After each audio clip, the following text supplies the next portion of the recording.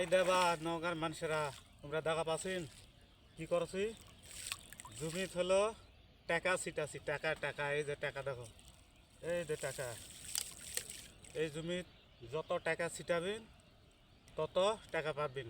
আর এই যেগুলো দেখা পাচ্ছেন এগুলো হলো টাকার গাছ। এই টাকার গাছ হোক যেরকম যত্ন করবেন সেরকম টাকা পাবেন।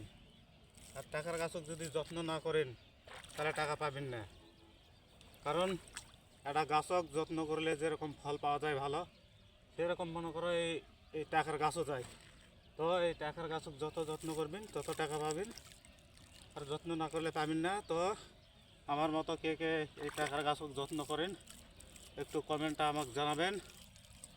সকলকে ধন্যবাদ।